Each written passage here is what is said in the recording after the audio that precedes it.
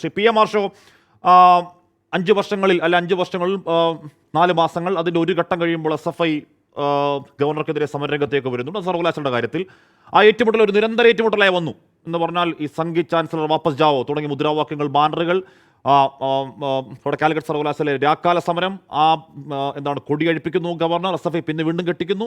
അതൊരു നിരന്തര ഏറ്റുമുട്ടൽ ഈ അടുത്ത കാലം വരെ തുടർന്നു. ഈ ആരിഫ് മുഹമ്മദ് ഖാൻ ബീഹാറിലേക്ക് പോകുമ്പോൾ SFIക്ക് വിശ്രമിക്കാനായോ ആർഷോ? അല്ല, SFIയെ സംബന്ധിച്ച് ഞങ്ങൾ സമരം ഉയർത്തിക്കൊണ്ടുവന്നത് കേരളത്തിലെ ഉന്നത വിദ്യാഭ്യാസ രംഗവുമായി ബന്ധപ്പെട്ട് അദ്ദേഹം നടത്തിക്കൊണ്ടിരുന്ന തെറ്റായ, ചാൻസലർ പദവിയിൽ ഇരുന്നുകൊണ്ട് അദ്ദേഹം നടത്തിക്കൊണ്ടിരുന്ന തെറ്റായ ഇടപെടലുകൾക്കെതിരെയാണ്. കേരളത്തിനകത്തെ ബഹുജന സമൂഹമാകെ അദ്ദേഹത്തിനെതിരെ ഉയർത്തിക്കൊണ്ടുവന്ന നിരവധിയായിട്ടുള്ള സമരങ്ങളുടെ അനുഭവം നമുക്കറിയാം, ഈ കഴിഞ്ഞ കാലയളവിൽ ഉണ്ടായിട്ടുണ്ട്.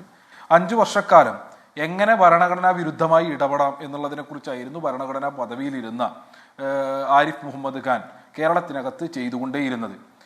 കേരള നിയമസഭയെ സംബന്ധിച്ച് അതിൻ്റെ പ്രാഥമിക ഉത്തരവാദിത്വങ്ങളിൽ ഒന്നായിട്ടുള്ള നിയമനിർമ്മാണം നടത്താൻ അനുവദിക്കാതിരിക്കുക, കേരളത്തെ നിരന്തരം കേരളത്തിൻ്റെ മുന്നോട്ട് പോക്കിനെ തടയുന്ന നിലയിലേക്കുള്ള ഇടപെടൽ നടത്തിക്കൊണ്ടിരിക്കുക, സർവകലാശാലകളെ തകർക്കുന്നതിന് വേണ്ടിയുള്ള ശ്രമം, സർവകലാശാലകളുടെ ഭരണസമിതികൾക്കകത്തേക്ക് എല്ലാ ചട്ടങ്ങളെയും മാനദണ്ഡങ്ങളെയും കാറ്റിൽ പറത്തിക്കൊണ്ട് സംഘപരിവാർ അനുകൂലികളെ തിരികെ കയറ്റുന്നതിന് വേണ്ടിയിട്ടുള്ള ശ്രമം അടക്കം നിരവധിയായിട്ടുള്ള നിരന്തര ഇടപെടലുകൾ നടത്തിയ പശ്ചാത്തലത്തിലാണ് സമരങ്ങൾ ഉയർത്തിക്കൊണ്ടുവന്നിട്ടുള്ളത്.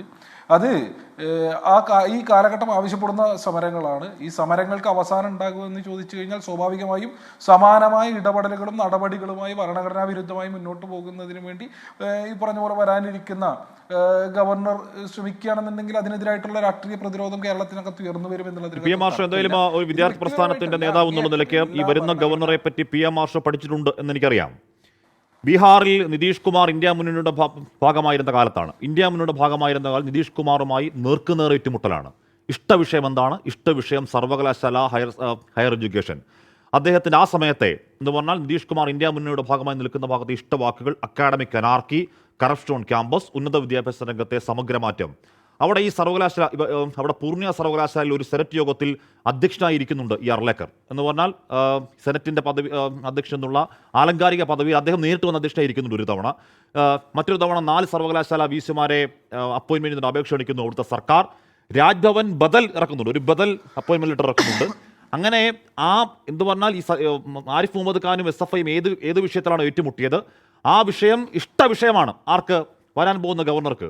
വിശ്രമിക്കാൻ സമയമായിട്ടില്ല എന്നാണ് എൻ്റെ തോന്നൽ. ആർഷോ? അല്ല, അതിനകത്ത് ആരിഫ് മുഹമ്മദ് ഖാൻ RSSന്റെ പൊളിറ്റിക്കൽ ടൂളായിട്ടാണ് ഇടപെട്ടിട്ടുള്ളത്. ഇപ്പോൾ വരാനിരിക്കുന്ന ഗവർണർ പോയ കാലത്ത് നടത്തിയ ഇടപെടലുകൾ നമ്മുടെ മുമ്പിലുണ്ട്. എന്നിരുന്നാലും സ്വാഭാവികമായും അദ്ദേഹം ചുമതല ഏറ്റെടുത്ത് വരുന്നൊരു ഘട്ടത്തിൽ ഏതൊരാളും ആദ്യഘട്ടത്തിൽ ആഗ്രഹിക്കുക ഭരണഘടനാ പദവിയിലിരുന്ന് ഈ പറഞ്ഞ പോലെ ഒരു പൊളിറ്റിക്കൽ ടൂളായിട്ടല്ലാതെ ഭരണഘടനാ പദവിയോടുള്ള, ഭരണഘടനയോടുള്ള എല്ലാ ആദരവും വ്യക്തമാക്കി ആ നിലയിലുള്ള പ്രവർത്തനം ഉണ്ടാകണം എന്നുള്ളതാണ് മുഴുവൻ ആളുകളും ആഗ്രഹിക്കുക.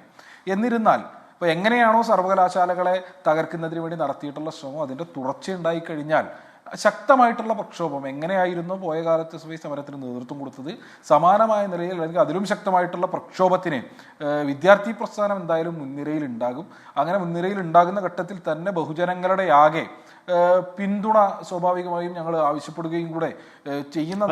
ഇവിടെ നമ്മൾ ദോഷങ്ങൾ തീർക്കളാവേണ്ട കാര്യമില്ല. പുതിയ ഗവർണർ വരുന്ന ആരിഫ് മുഹമ്മദ് ഖാനെ പോലെ ഏറ്റുമുട്ടൽ ഇഷ്ടക്കാരനാണ് എന്നും കരുതേണ്ടതില്ല. പക്ഷേ CPM പോലൊരു പാർട്ടിക്ക് ഈ പറയുന്ന അർലേക്കർ, ഇപ്പോൾ ഗവർണർ ശ്രീമാൻ ആരിഫ് മുഹമ്മദ് ഖാൻ RSSകാരനല്ല എന്ന് പറഞ്ഞാൽ അദ്ദേഹം വഴിയെ പല അയാറാം ഗയാം രാഷ്ട്രീയ വഴിയിൽ പല രാഷ്ട്രീയ വഴികൾ കൂടി കയറി ഇറങ്ങി വന്ന് ഒരു ഘട്ടത്തിൽ അദ്ദേഹം സംഘ ഗ്രൂപ്പുമായി ചേർന്ന് അങ്ങനെ പോകുന്ന ആളാണ്. അർലേക്കർ അങ്ങനെയല്ല.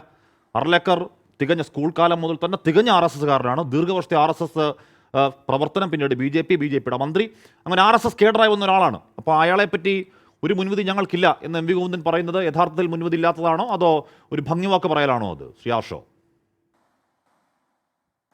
അല്ല, അതിനകത്ത് അദ്ദേഹം സ്വീകരിച്ചിട്ടുള്ള എന്താ പറയുക, അദ്ദേഹത്തിൻ്റെ RSS പശ്ചാത്തലത്തിൻ്റെ അപ്പുറത്ത് അദ്ദേഹം കേരളത്തെക്കുറിച്ച് പല ഘട്ടങ്ങളിൽ അദ്ദേഹം നടത്തിയിട്ടുള്ള അഭിപ്രായ പ്രകടനങ്ങളൊക്കെ അദ്ദേഹത്തിൻ്റെ ട്വിറ്റർ ഹാൻഡിൽ ഉൾപ്പെടെ നമ്മളെടുത്ത് പരിശോധിച്ച് കഴിഞ്ഞാൽ അതിനകത്ത് കാണാൻ വേണ്ടി കഴിയും.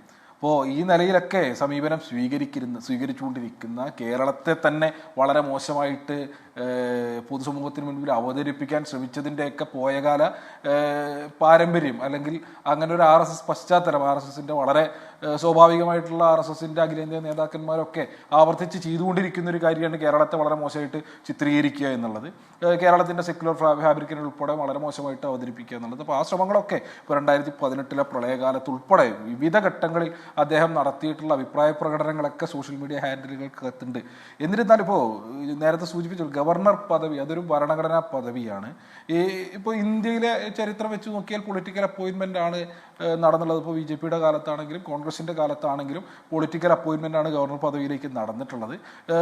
ഇടതുപക്ഷത്തെ സംബന്ധിച്ച് വിരുദ്ധ അഭിപ്രായം ഉണ്ട്, അത് അങ്ങനെ ആവരുത് എന്നുള്ളതിൻ്റെ അഭിപ്രായമുണ്ട്. ഇനി അങ്ങനെ ആകുമ്പോൾ തന്നെ അവർ സ്വാഭാവികമായും ഈ പറഞ്ഞ പോലെ കേന്ദ്ര ഗവൺമെന്റ്, യൂണിയൻ ഗവൺമെന്റിന്റെ അല്ലെങ്കിൽ യൂണിയൻ ഗവൺമെന്റ് നേതൃത്വം കൊടുത്തുകൊണ്ടിരിക്കുന്ന രാഷ്ട്രീയ പാർട്ടിയുടെ പൊളിറ്റിക്കൽ ലൈൻ നടപ്പിലാക്കുക എന്നുള്ളതല്ലല്ലോ ഭരണഘടന അവർക്ക് ഏൽപ്പിച്ചു കൊടുത്തിട്ടുള്ള ഉത്തരവാദിത്വം. അത് നടപ്പിലാക്കാൻ വേണ്ടിയാണ് വരുന്നതെങ്കിൽ, ഭരണഘടനാപരമായ ഉത്തരവാദിത്വം മറക്കാനാണ് വരുന്നത് എങ്കിൽ സ്വാഭാവികമായും കേരളത്തിന്റെ സമരചരിത്രം അല്ലെങ്കിൽ ഇത്തരം ഇടപെടലുകളോട് എങ്ങനെയാണ് കേരളത്തിലെ വിദ്യാർത്ഥി സമൂഹമാണെങ്കിലും പൊതുസമൂഹമാണെങ്കിലും നിലപാട് സ്വീകരിച്ചത് എന്നുള്ളതിനെ സംബന്ധിച്ച് നമുക്കൊക്കെ ധാരണയുണ്ട്. അപ്പോൾ ആ നിലയിൽ തന്നെയായിരിക്കും അതിനോടുള്ള പ്രതികരണം എന്നുള്ളതിൽ അകത്തൊരു തർക്കവും വേണ്ട. എന്നിരുന്നാലും സ്വാഭാവികമായി ഭരണഘടനാ പദവി വഹിക്കുന്ന ഒരാൾ ഭരണഘടനാപരമായ ഇടപെടൽ നടത്തണം എന്ന് ആഗ്രഹിക്കാലോ. സ്വാഭാവികമായി ഇന്ത്യൻ ഭരണഘടനയിൽ വിശ്വസിക്കുന്ന, ഏറ്റവും ബഹുമാനിക്കുന്ന ഈ രാജ്യത്തെ ഏതൊരു പൗരനും അങ്ങനെ ആഗ്രഹിക്കുന്നതിന് വേണ്ടിയിട്ടുള്ള അവകാശം ഉണ്ടല്ലോ. സ്വാഭാവികമായും അങ്ങനെ ആഗ്രഹിക്കുക എന്നുള്ളതാണ്.